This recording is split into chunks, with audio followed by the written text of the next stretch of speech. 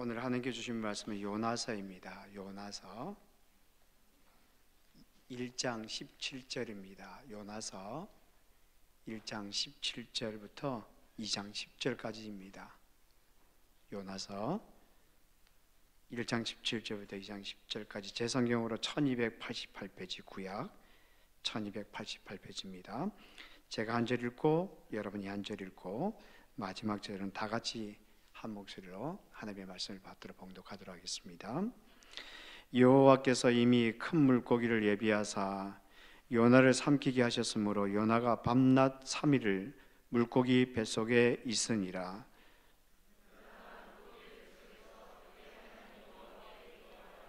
이르되 내가 받는 고난으로 말미암아 여호와께 불러 아뢰었더니 주께서 내게 대답하셨고 내가 수월의 뱃속에서 부르짖었더니 주께서 내 음성을 들으셨나이다.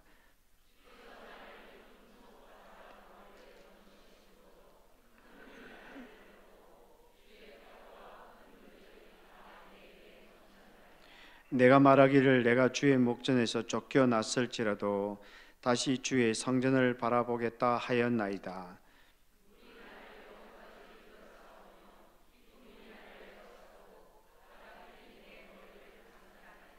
내가 산의 뿌리까지 내려갔사오며 땅이 그 빗장으로 나를 오랫도록 막았사오나 나의 하나님 여호와여 주께서 내 생명을 구덩이에서 건지셨나이다.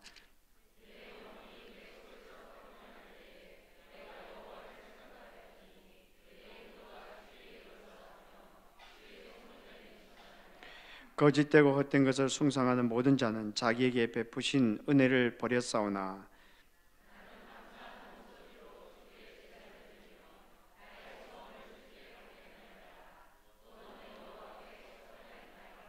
같이 읽습니다. 여호와께서 그 물고기에게 말씀하심에 요나를 육지에 토하니라. 아멘. 지난 이 말씀을 가지고 설교를 준비하는 중에 모두를 만족시키는 선택이란 없다라는 짧은 글을 읽었습니다. 모두를 만족시키는 선택이란 없다라는 것이었습니다. 이 글은 한성희 정신과 의사가 쓴 글인데 자기 딸을 위하여 쓴 글입니다. 이분이 딸이 하나밖에 없었는데 저 사진 찍으시려고요? 네, 찍으신다고 그랬습니다. 자기 딸이 하나밖에 없었는데 이 딸이 미국으로 유학을 갔습니다. 그래서 딸이 돌아오기만을 기다리고 있었는데 딸이 미국에서 직장을 얻고 결혼을 하게 되었습니다. 이 딸이 돌아오기만을 기다리고 있었는데 딸이 돌아오지 않으면 이제 더 이상 딸과 같이 있을 수 없다는 것을 깨닫게 된 거죠. 그와 동시에 딸에게 해주고 싶은 일이 이야기가 너무 많았는데 그것을 다 해주지 못했다라는 그런 생각이 들었습니다. 그래서 이분이 글을 쓰기 시작했습니다. 그 글이 바로 여기에 모두를 만족시킬 수 있는 선택이란 없다라는 글입니다. 그런데 이 이야기에 보면은 이런 이야기가 나옵니다. 이분이 어릴 때 그 인형 옷을 만드는 걸 너무너무 좋아했대요. 인형으로 옷을 만드는 걸. 그래서 얼마나 좋아했는가 하면 한번 손에 딱 잡으면 시간 가는 줄 몰랐다고 합니다. 그리고 어머니는 그것을 옆에서 바라보면서 너무 마음이 흐뭇해하는 겁니다. 그러니까 어머니가 편안해하니까 그것을 좋아하니까 자기도 그 마음의 편안함을 느꼈습니다. 그래서 이분이 고등학생이 되어서도 마음이 울적하거나 그 마음이 편치 못할 때는 방에 틀어박혀서 그 바느질을 하곤 했습니다. 근데 어느 날이었습니다. 어머니가 방으로 들어오더니 하신 말씀이 너는 어떻게 쓸데없이 바느질만 하고 있느냐? 하루는 공부는 안 하고. 그때 이 어머니가 하는 그 말씀 속에 쓸데없이라는 그 말이 가슴에 콱 박혔습니다. 그때부터 바늘을 다시는 손에 들지 않았다고 합니다. 왜냐하면 어머니의 말씀처럼 쓸데없는 일이라고 느껴졌기 때문입니다. 그렇게 시간이 지났습니다. 그런데 이 바느질이 엉뚱한 데 쓰이게 되었다고 합니다. 이분이 나중에 의과대학을 졸업하고 인턴으로 일할 때였습니다. 이때 이분이 환자의 그 상처를 봉합하는 시술을 처음 하는 날이었는데 주위에서 너무 잘한다고 우리 칭찬하더랍니다. 그래서 사람들이 쓸데없다고 여기는 그 바느질이 그때 빛을 발하는 겁니다. 그래서 이 그 천을 자르고 입고 바느질하는 그 쓸데없는 일이 이렇게 쓰이게 될 줄 누가 알았겠습니까? 그래서 이분이 그때 아주 중요한 것을 깨닫게 되는데 세상에 쓸데없는 일은 없다는 것입니다. 심지어 쓸데없어 보이는 삽질조차도 나중에 어떻게 쓰일지 알지 못한다는 겁니다. 우리들 가운데 그런 생각을 하는 분들이 있을 거예요. 내가 쓸데없는 짓을 하고 있구나, 또 그렇게 해왔구나, 그런 생각이 드는 분들도 있을지 모릅니다. 절대 그렇지 않습니다. 하나님께서 꼭 여러분 쓰십니다. 여러분들이 하나님 앞에 순종하기로 마음만 먹기만 하면 말입니다. 이 이야기를 하면서 이분이 이런 이야기를 마지막에 남깁니다. 내 사랑하는 딸아, 너희 앞에 놓인 좌절과 실망 때문에 너희 마음이 괴로울지 모른다. 괴로울지 모르겠지만 세상에 쓸모없는 일은 없기 때문에 나는 너희 삽질을 언제나 응원할 거야. 지금 열심히 마음껏 삽질을 하고 그리고 본업으로 너희 인생의 토양을 기름지게 만들어 보지 않겠니?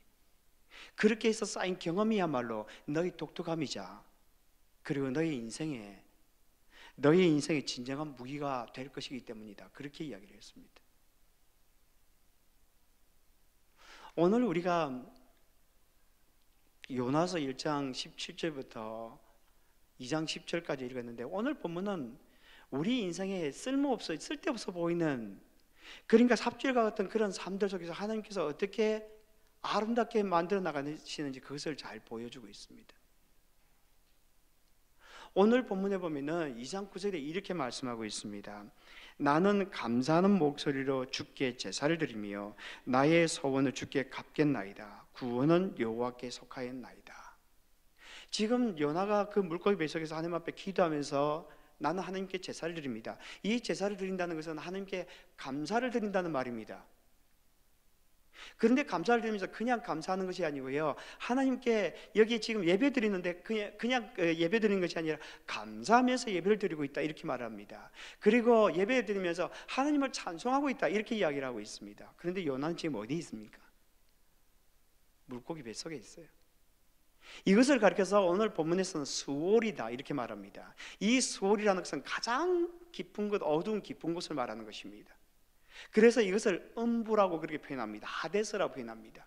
그런데 이것은 무덤과 같은 그런 곳입니다. 그러니까 그 깊은 곳에서 요나가 하나님을 예배하면서 감사하면서 예배드리고 찬송하면서 예배드리고 있다는 것입니다. 그렇다면 그가 이곳에서 무엇을 경험했기에 하나님께 감사하면서 그리고 찬송하면서 예배를 드리고 있을까요? 첫째로 우리가 기억해야 될 것은 요나가 그곳에서 하나님께서 자기를 품어주시는 것을 경험했다는 겁니다. 하나님께서 자기를 여기에 수월의 뱃속에서 하나님께서 자기를 품어주시는 것을 경험했다는 겁니다. 오늘 보면 1장 17절에 보면 이렇게 말을 하고 있죠. 여호와께서 이미 큰 물고기를 예비하사 요나를 삼키게 하셨으므로 요나가 밤낮 3일을 물고기 뱃속에 있으니라. 요나가 지금 물고기 뱃속에 있다고 그렇게 이야기를 하고 있는데 그 일이 일어난 일이 바로 1장 전체를 이야기하는 것입니다. 요나가 하나님의 명령을 받았습니다. 니느웨에 가서 하나님의 말씀을 전하라, 그렇게 이야기를 들었습니다. 그런데 그는 정반대의 다시스로 그는 배를 타고 가다가 바다에 던져졌습니다. 그때 물고기가 그를 삼켜버렸다, 그렇게 이야기합니다. 그 일을 이렇게 간단한 한 절로 이야기를 하고 있습니다. 그런데 여기에 보면은 우리가 주의 깊게 봐야 될 것이 두 가지가 있는데, 하나님은 언제나 적절한 시간에 찾아오신다는 겁니다. 오늘 본문에 보면 이렇게 되어 있죠. 여호와께서 이미 큰 물고기를 예비하사 요나를 삼키셨으므로, 이렇게 말씀하고 있습니다.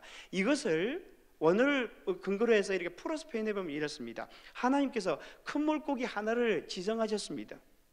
그래서 그 물고기로 하여금 요나를 삼키겠습니다. 근데 하나님께서 이미 그 모든 것을 다 준비하셨습니다. 이미 그 모든 것을 다 준비하셨습니다.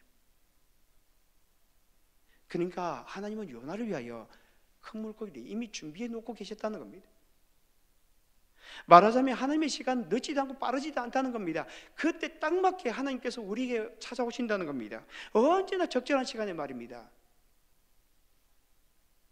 또 하나는 하나님께서 사용하시는 방식은 우리가 예상하지 못한다는 겁니다. 오늘 본문에 보면 이렇게 돼 있죠. 여호와께서 이미 큰 물고기를 예비하사 요나를 삼키게 하셨으므로, 이렇게 이야기를 합니다. 여기 지금 하나님께서 큰 물고기 하나를 이렇게 지정하셨다고 말하는데, 이 큰 물고기가 무엇일까요? 어떤 사람들은 이것을 고래일 것이다 이렇게 생각합니다. 몰라요 여러분, 고래인지. 특별히 이 다시스로 가는 그곳은 대서양인 그 지중해인데 지중해에는 고래가 없어요. 그럼 고래가 아닙니다. 그럼 무엇일까요? 우리는 몰라요. 성경이 말하고 있지 않습니다. 그러니까 성경이 이 큰 물고기가 무엇인지 관심이 없다는 거예요. 그럼 무엇을 말씀하고자 하는 것입니까? 하나님은 우리가 생각하지 못하는 방식으로 역사하신다는 겁니다. 여러분, 사람이 물고기 뱃속에 들어간다고 생각해 보십시오. 우리는 그것을 상상이나 했겠습니까? 아무리 우리가 생각한다 해도 우리는 상상하지 못하는 일입니다. 그런데 하나님께서 그렇게 역사하신다는 겁니다. 여기서 아주 중요한 영적 교훈이 있습니다. 하나님에 대해 기대감을 가지십시오. 왜 우리가 하나님께 대해 기대감을 가져야 되는 것입니까? 하나님은 우리가 생각하지 못한 방식으로 역사하신다는 겁니다. 하나님은 우리가 생각하지 못하는 그보다 훨씬 더 치밀하게 우리 삶들 속에서 역사하신다는 겁니다. 엘리야를 보십시오. 열왕기상 17장에 보면 엘리야가 아합이라는 왕을 찾아가서 이렇게 말했습니다. 이스라엘의 하나님 여호와께서 살아 계심을 두고 맹세하노니 내 말이 없으면 수년 동안 비도 이슬도 있지 아니하리라. 하나님께서 아합에게 가서 이야기하라고 했습니다. 엘리야에게 명령해서 아합에 가서 말하라고 했습니다. 3년 동안 기근이 있을 것이라는 겁니다. 가뭄이 있게 될 거라는 거예요. 그런데 그 일을 읽고 나서 하나님께서 갑자기 엘리야에게 이렇게 말씀하십니다. 너는 여기를 떠나 동쪽으로 가라. 그리고 요단 앞 그리 시냇가로 가에 숨으라. 그리고 그 시냇물을 마시라. 내가 까마귀들에게 명령하여 거기서 너를 먹이게 하리라. 여기 까마귀들을 보내신다는 거예요. 여러분 생각 한번 해보십시오. 하나님은 창조주이잖아요. 그럼 시냇가에 그 그리 시냇가에 가 있으면 하나님께서 하늘에서 음식을 보내주실 수도 있는 거예요, 그죠? 그런데 왜 까마귀를 보내셨을까요? 이것이 하나님의 방법이에요. 하나님의 방법이에요. 그래서 이 이사야서 55장에서 그렇게 말씀하십니다. 여호와의 말씀에 내 생각은 너희 생각과 다르며 내 길은 너희 길과 다르서 하늘이 땅보다 높은 것이 내 길은 너희 길과 다르며 높으며 내 생각은 너희 생각보다 높으니라. 여러분, 우리가 하나님을 우리의 생각으로 우리의 경험으로 좁혀서는 안 됩니다. 언제나 우리는 하나님을 생각할 때 우리의 경험 이상으로 생각하지 못해요. 하나님은 언제나 우리가 알고 있는 이상으로 잘 생각하지 못합니다. 근데 하나님은 훨씬 크신 분이거든요.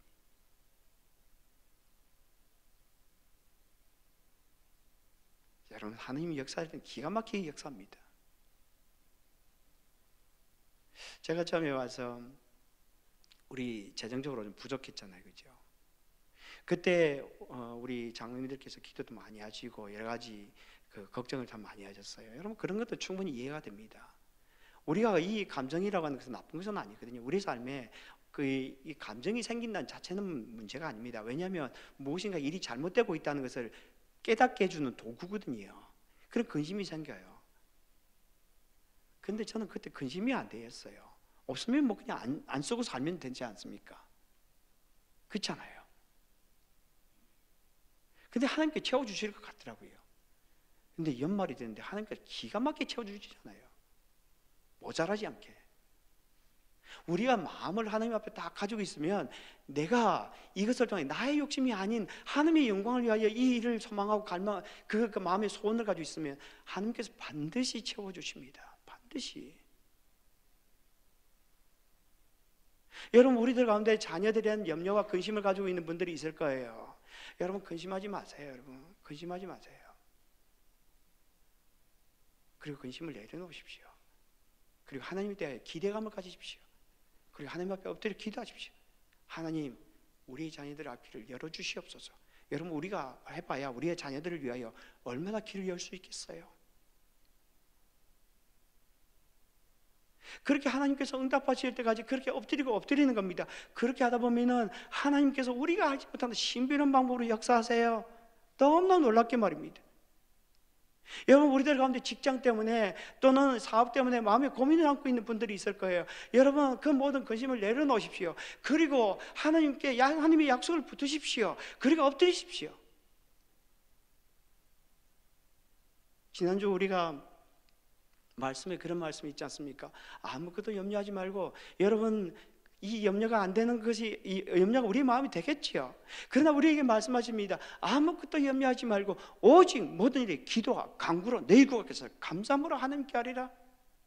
제가 지난주 그 원고를 써 있는 거 보니까 하나님께라는 그 단어가 빠져 있더라고요. 하신 분들은 아실 거예요. 그래 뭐 모든 지각에 뛰어난 하나님의 평강이 그리스도 예수 안에서 너희 마음과 생각을 지키시리라. 여러분, 정말 신나는 거 아니에요? 여러분, 신앙생활이라는 건.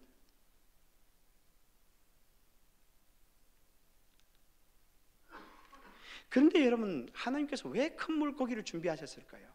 이것이 최선의 방법이었을까요? 여러분, 생각 한번 해보세요. 우리 하나님께서 창조주이시고 그분은 모든 걸 주관하십니다. 그러면 천사들을 보내셔서, 그때 요나가 바다에 던져질 때에 천사를 보내셔서 그걸 딱 떠받쳐서 바로 니느웨를 그 성으로 그냥 보내실 수도 있었을 것입니다. 그런데 왜 큰 물고기를 사용하셨을까요? 단적으로 표현하자면 하나님은 요나를 자신의 가슴에 품으셨던 거예요. 하나님은 요나를 자신의 가슴에 품으셨던 겁니다. 그리고 그곳에서 그를 회복시키셨던 겁니다. 오늘 본문 2장 1절이 그것을 잘 보여주는데 이렇게 되어 있습니다. 요나가 물고기 뱃속에서 그의 하나님 여호와께 기도하여 이르되, 요나가 물고기 뱃속에서 그의 하나님 여호와께 기도하여 이르되, 요나가 물고기 뱃속에서 하나님께 기도하고 있다고 표현하고 있습니다. 그런데 여기 아주 중요한 표현이 두 가지가 있는데, 여기 물고기를 여성으로 표현하고 있어요. 앞에 17절에서는 남성으로 표현하고 있는데 여기서는 여성으로 표현하고 있습니다. 또 하나는 어떤 특징이 있는가 하면, 물고기 배라고 할 때 이 배는 우리가 말하는, 흔히 생각하는 위말을 말하는 것이 아니에요. 우리가 이 물고기 삼키면 어디로 들어가겠어요? 배로 들어가겠죠. 위로 들어가겠죠. 근데 여기서 사용하는 이 단어는 그것이 아닙니다. 여기서 사용한 단어는 우리 흔히 배라고 할 때는 배태이라고 하는데, 여기서는 매라는 단어를 쓰고 있어요. 매는 무엇인가 하면 자궁이에요. 그리고 물고기가 살겠는데 어디 그 요나가 들어가는가 하면 그 물고기 자궁에 머물게 되었다, 이렇게 이야기를 합니다. 그러니까 무엇을 말하고 있는 거예요? 여기는 이 물고기 뱃속은 단순한 뱃속이 아니었던 것입니다. 이 물고기 뱃속은 하나님의 가장 깊은 곳이었던 거예요. 여기 이곳을 가리켜서 자궁이라 표현할 때 영혼의 가장 깊은 곳이라는 이 뜻을 가지고 있습니다. 그러니까 하나님의 가장 깊은 곳이 바로 물고기 뱃속이었던 거예요. 그리고 하나님께서 그를 품고 회복시키셨던 겁니다. 그래서 요나가 물고기 뱃속에서 하나님 앞에 기도했던 겁니다. 우리는 우리의 영혼에 가장 어려운 그런 순간이 있을 때 그 장소를 수월이라고 생각합니다. 그런데 여러분, 그것을 아십니까? 그곳은 바로 하나님의 가장 깊은 곳이라는 것을 말입니다. 우리는 버려졌다고 생각하는데 그 장소에서 하나님께서 우리를 품고 계신다는 것을 아십니까? 여러분, 다윗의 삶을 보십시오. 시편 57편에 보면 다윗이 이렇게 기도를 하고 있죠. 하나님이여, 내게 은혜를 베푸소서. 내게 은혜를 베푸소서. 내 영혼이 주께로 피하되 주의 날개 그늘 아래 이 재앙들이 지나가기까지 피하리이다. 다윗은 지금 사울의 추격으로 도망을 하고 있었습니다. 그래서 광야로 도망했고요. 그래서 굴로 숨어 들어갔습니다. 혼자만 있었던 것이 아니고요, 자기 가족들과 그리고 400명의 사람들이 그를 따르고 있었습니다. 절대절명의 순간이었죠. 근데 다윗이 6절에서 무엇이라고 노래하고 있는지 아십니까? 하나님이여, 내 마음이 확정되고 확정되었사오니 내가 노래하고 내가 찬송하리이다. 내 영광아 깰지어다, 비파여 수금아 깰지어다, 내가 새벽을 깨우리로다. 그 동굴에서 하나님을 노래하고 있습니다. 왜 그렇습니까? 그가 하나님을 만났던 거예요. 그 동굴에 머물러 계신 하나님을 보았던 겁니다. 그래서 하나님을 만나게 되니까 노래가 나온 거예요. 그 동굴이 바로 새벽 기도를 드리는 그것이 되었던 겁니다. 예수가 함께 계시니라는 찬송이 있습니다. 여러분 잘 아시죠? 예수가 함께 계시니 시험이 오나 겁없네. 시험이 오나 겁없네. 기쁨의 근원 되시는 예수를 위해 삽시다. 날마다 주를 섬기며 언제나 주를 기리고 그 사랑 안에 살면서 딴 길로 가지 맙시다. 이 찬송은 찰스 웨이글이라는 목사님이 쓰신 글인데요. 이 찰스 웨이글이라는 목사님은 이 템플 대학에서 평생 동안 교목으로 수고하셨던 분입니다. 근데 이분이 젊었을 때 이 찬송을 작사한 것입니다. 근데 이분이 젊었을 때 신시내티 음악 학교를 다녔습니다. 지금도 아주 좋은 학교죠. 음악적으로는 굉장히 잘 알려진 학교인데, 이분이 자기에게 하나님께서 음악적인 재능을 주신 것은 복음을 위해 주신 것이다, 그렇게 믿고 그는 음악 공부도 열심히 하고 성경 공부도 열심히 했습니다. 그렇게 해서 이분이 학교를 졸업하고 그리고 결혼하고 이 딸을 낳았습니다. 그래서 생활이 안정이 되니까 이분이 자기가 전도자로서 헌신하기로 결심했습니다. 순회 전도자가 되기로 했습니다. 이 순회 전도사는 쉬운 것이 아닙니다. 한 곳에 머무는 것이 아니라 일주일 이곳에, 2주일 이곳에 이렇게 머물면서 돌아다니는 겁니다. 집을 떠나서 몇 주간 있다가 다시 돌아오고 하는 것입니다. 그럼 얼마나 힘들겠어요. 그러다 보니까 아내와 갈등이 생기기 시작했습니다. 그러던 어느 날이었어요. 집으로 돌아왔는데 딸과 아내가 보이지 않는 겁니다. 그리고 쪽지 하나가 있었습니다. 외로워서 견딜 수가 없어요. 행복을 찾아 떠나는 나를 탓하지 마세요. 그 쪽지 하나만 남겨놓고 아내와 딸이 떠나버린 겁니다. 왜 그런 지옥에 떨어지는 것 같았습니다. 가정을 지키지 못했다는 자책감이 그의 마음을 괴롭혔습니다. 물 한 모금도 마실 수가 없었습니다. 분노와 실망을 참을 수가 없었습니다. 그래서 하나님께 항의했습니다. 하나님, 주님의 일을 하느라 제가 가정을 제대로 돌보지 못했어요. 그래도 어떻게 이런 고통을 저에게 주십니까? 이렇게 살게 할 바엔 차라리 제 목숨을 거두어 가주세요. 그리고 그는 이 가까운 그 절벽으로 가서 그 자살을 하려고 올라갔습니다. 근데 막 뛰어내리려고 하는데 그때 하나님의 음성이 들렸다고 합니다. 그리고 이렇게 말을 했다고 합니다. 찰스야, 내가 늘 너와 함께 있단다. 지금까지도 돌보았는데 앞으로도 너를 돌보지 않겠느냐. 그 이야기를 듣는 순간 그의 마음에 찬송 가사가 떠올랐는데 바로 이것입니다. 그 원어로 번역해보면 이렇게 되어 있습니다. 예수를 위해 사는 것 얼마나 평안한가. 기쁨의 강물은 결코 멈추지 않도다. 시험이 닥쳐와도 나는 두렵지 않으리. 예수를 위해 살리니 주님이 곁에 계십니다. 요나가 수울의 뱃속에서 무엇을 경험했습니까? 하나님께서 자기를 품어주시는 것을 경험했던 것입니다. 또 하나 이 요나가 그곳에서 경험했던 것은 무엇이었는가 하면 수울의 뱃속에서 하나님께서 자기의 기도를 들으신다는 것을 경험했다는 것입니다. 오늘 보면 6절을 보면 이렇게 되어 있습니다. 내가 산의 뿌리까지 내려갔사오며 땅이 그 빗장으로 나를 오랫동안 막았사오나 나의 하나님 여호와여 주께서 내 생명을 구덩이에서 건지셨나이다. 여기 이 구덩이라는 것이 바로 수울이라는 뜻과 동일한 의미인데요, 요나가 기도하면서 이렇게 기도하고 있습니다. 나의 하나님 여호와여 주께서 내 생명을 구덩이에서 건지셨나이다. 수울에서 나를 건지셨나이다. 아니 지금 요나는 지금 뱃속에 여전히 있잖아요. 그런데 어째서 이 수울에서 이 구덩이에서 나를 건지셨다고 이렇게 고백하고 있는 것입니까? 그 이유는 요나가 물고기 뱃속에서 하나님께 간절하게 기도했다는 겁니다. 오늘 보면 2절에 보면 이렇게 말씀하고 있습니다. 이르되 내가 받는 고난으로 말미암아 여호와께 불러 아뢰었더니 주께서 내게 대답하셨고 내가 수월의 뱃속에서 부르짖었더니 주께서 내 음성을 들으셨나이다. 요나가 이렇게 말을 하고 있습니다. 하나님, 내가 여호와를 불렀더니 주께서 내게 대답하셨고 내가 수월의 뱃속에서 부르짖었더니 간절하게 소리내면서 그렇게 부르짖었더니 주께서 내 음성을 들으셨나이다. 또 하나는 요나가 하나님을 바라보았다는 것입니다. 오늘 본문 4절에 보면 이렇게 되어 있습니다. 내가 말하기를 내가 주의 목전에서 쫓겨났을지라도 다시 주의 성전을 바라보겠다 하였나이다. 하나님, 저는 주께서부터 쫓겨났지만 다시 성전을 바라보겠습니다. 여러분 지금 뱃속에 있잖아요. 근데 성전이 어디 보입니까? 요나는 자기에게 되시는 그분을, 하나님을 다시 바라보았다는 것입니다.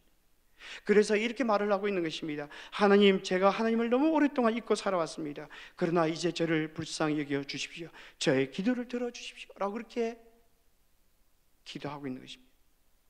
이것은 우리에게 무엇을 가르쳐 주시는 것일까요? 어떤 상황 가운데 있어도 상관이 없습니다. 하나님의 이름을 부르라는 것입니다. 나의 고통의 소리를 들어달라고 부르짖으라는 것입니다. 그러면 그분께서 우리의 기도를 들으신다는 겁니다. 세상에 너무 씩씩하게 살아가는 그리스도인들이 너무 많아요. 나의 힘대로 살아갈 수 있다고 생각하는 그리스도인들이 너무너무 많습니다. 그래서 기도를 안 합니다.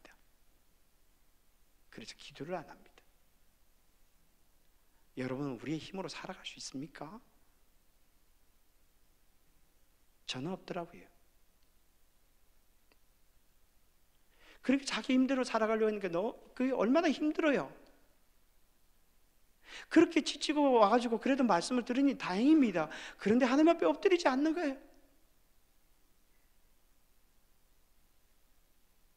여러분, 바디메오를 보십시오. 마가복음 10장에 보면 예수님께서 지금 예루살렘에 올라가고 있었는데 수많은 사람들이 예수님과 함께 가고 있었습니다. 그런데 지나가는 그곳에 바로 시각장애인 바디메오가 있었습니다. 그가 나사렛 예수라는 이야기를 들었습니다. 그때 그 시각장애인 바디메오가 그때 이렇게 고백합니다. 다윗의 자손 예수여, 나를 불쌍히 여기소서. 다윗의 자손 예수여, 나를 불쌍히 여기소서. 그때 주위에 있던 사람들이 꾸짖었습니다. 잠잠하라. 그러니까 이 바디메오가 더 크게 소리 질렀습니다. 다윗의 자손 예수여, 나를 불쌍히 여기소서.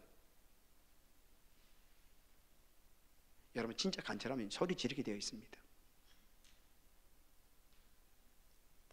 그러자 예수님께서 그를 오라고 그렇게 불렀습니다. 그리고 물었습니다. 네게 무엇을 하여 주기를 원하느냐? 여러분들은 예수님께서 우리에게 네게 무엇을 하여 주기를 원하느냐라고 물을 때에 주님, 이것이 원합니다라고 그렇게 말하고자 하는 그런 소원들이 있습니까? 그때 이렇게 예수님께서 말씀하신 이 바디메오가 이렇게 말했습니다. 선생님, 보기를 원합니다. 그러자 예수님께서 단순하게 말씀하셨습니다. 가라, 내 믿음이 너를 구원하였느니라. 가라, 내 믿음이 너를 구원하였느니라. 어떤 일이 일어났습니까? 성경은 이렇게 말을 하고 있습니다. 그가 곧 보게 되어 예수를 길에서 따르니라.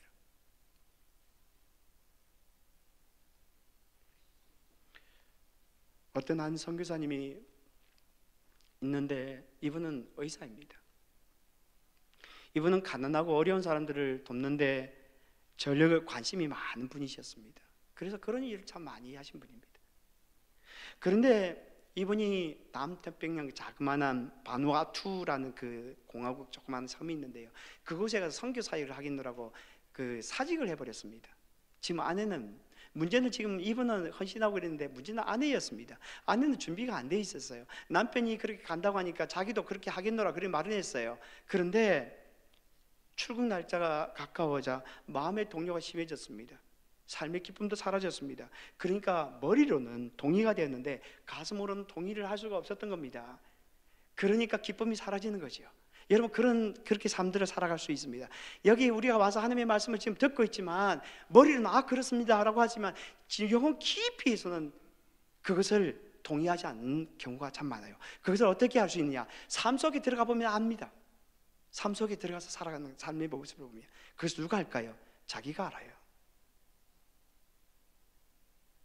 이분도 머릿속으로는 남편이 이렇게 가니까 그렇게 동의해야 되겠구나, 그렇게 순종하기로 했는데, 그러나 그의 중심 속에는 그게 동의가 안 되었던 것입니다. 그렇게 마음고생을 하면서 1년을 지났는데 갑자기 임파선 암 진단을 받게 되었습니다. 그래서 이 부분은 잠시 출국을 보류했습니다. 그리고 사모님이 치료를 받기 시작했습니다. 그 가운데서 할 수 있는 일이 무엇이겠습니까? 하나님 앞에 엎드리는 거죠. 엎드리는 거죠. 엎드려서 하나님 앞에 기도하는 겁니다. 그것을 가리켜 성전을 바라본다 하고 하는 것입니다. 그런데 어느 날 이분이 그의 친구에게 치료를 받으러 가면서 이런 이야기를 했습니다. 이른 아침에 병원에 검사를 받으러 갔다가 하늘에 떠 있는 예쁜 별들을 하나하나 세어보았어. 그리고는 하나님께 이렇게 기도를 드렸어. 하나님, 바누아투의 새벽 하늘은 얼마나 더 아름다울까요? 하나님이 이 병이 나면 아름다운 그곳으로 보내소서 복음을 들고 가겠습니다. 임파선함이 제게 축복입니다. 이것이 바로 우리의 영혼을 담아서 하나님 앞에 드리는 기도입니다. 요나가 그 뱃속에서 하나님 앞에 예배드리고 있어요. 감사하고요. 그리고 하나님을 찬송하고 있습니다. 왜 그럴까요? 요나는 하나님을 만났던 겁니다. 하나님께서 자기를 감싸 주시는 것을 경험했던 것입니다. 너무 적절한 때 찾아오셔서 자기를 감싸 주시는 하나님을 경험했던 것입니다. 그리고 하나님께서 자기의 기도를 들으신다는 것을 경험했던 것입니다. 요나처럼 감싸 주신 하나님, 우리의 기도를 들으시는 그 하나님을 경험함으로 말미암아 복된 삶을 살아가는 저와 여러분이 되기를 주님의 이름으로 축복합니다. 같이